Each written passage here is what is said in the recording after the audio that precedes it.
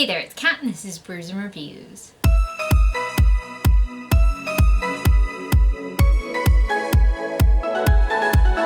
So today I wanted to do a bit of a check-in video, mostly so that you guys can encourage me to read these books, otherwise I'm not really sure that I will. I feel like there's a couple that I'll read, but I'm not really sure I'm going to get to all of them, so like, push me. Be like, bitch, get this done! Read these books, please.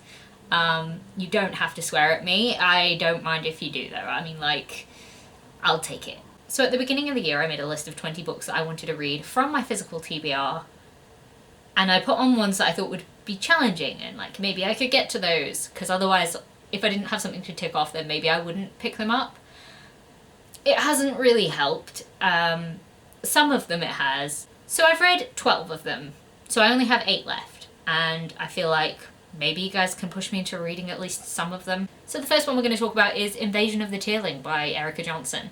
This is the second book in the Tearling series. I think it's like the Tearling series. It starts with the Queen of the Tearling, which was a book that I really enjoyed. But I don't remember it enough to continue with it, so I'm going to have to reread the first book to get to this book.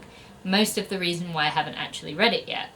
Because we're what? Over 500 pages in this book, which is not my favourite thing.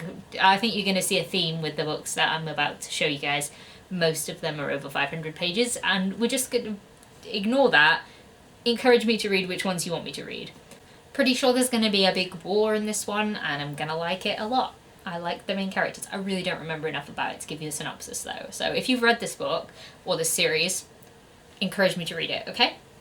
The next book I'm going to talk about is A Darker Shade of Magic by V.E. Schwab. Yes, I know. How have I not read this yet?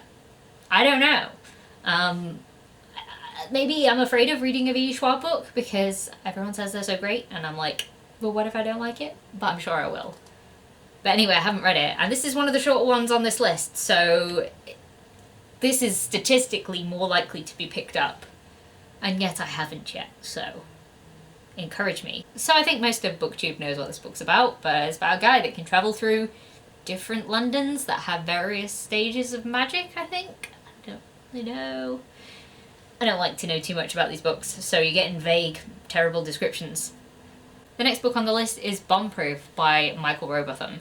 Literally no idea what this one's about. It's a thriller. It was £1. I picked it up ages ago, obviously. The only thing I know about this is that I read another book by Michael Robotham and I really liked it. So I liked the author and I wanted to try out another one of his thrillers. Again, this is a shorter one. Statistically more likely to be picked up. I mean, this one's actually under 400 pages and it's got quite big writing, so that's promising. Yeah, so next time I try and think about a thriller, make me read this one, yeah? The next book on the list is Wool by Hugh Howey, and I think this one is about people who live in an enclosed space in the apocalypse and then some people try and leave? I literally have no idea. It's a sci-fi, but it's a chunky monkey. It's 530-ish pages. It's got really tiny writing, so I've definitely been avoiding this one. Is it good? Do you know? Can you tell me? Make it be an excite? I don't know. Please make me read this if you've read this. And next up we have the chunkiest chunk that exists on this TBR, and it's The Well of Ascension by Brandon Sanderson. Yes, I have tried to pick this up at some point this year and I was not in the mood for it. Surprising. I like tiny writing, big chunky chunk. Did not get to it. The second book in the Mistborn saga, I don't know. Wow, this video is a mess. I apologise. My brain is left the building today. It has gone on holiday.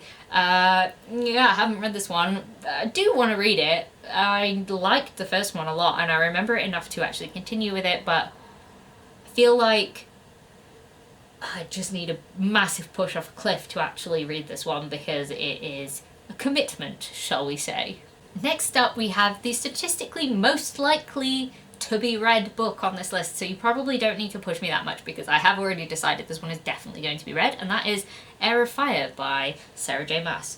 So I'm doing a project where I try and read this whole series mostly so that I can get to this point, which is where I heard it changes to sort of fae leanings, which is the bit that I'm actually thinking I'm gonna like, because I didn't love books 1 and 2, and I'm thinking if I can reread books 1 and 2 to get to this point, then I can decide if I actually want to continue on with the series or not, if I actually like it or not.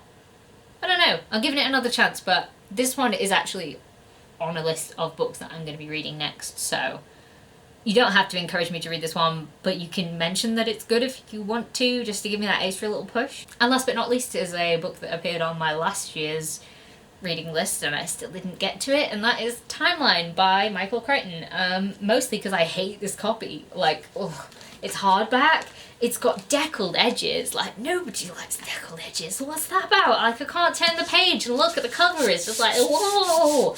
So, I don't appreciate that, but, like, it's quite big writing. I think it's only about 400 pages. If I could get past the fact that it's deckled edges, then I feel like I could really enjoy this book.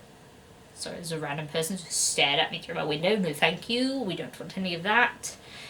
Anyway, I should read it because I absolutely love the film.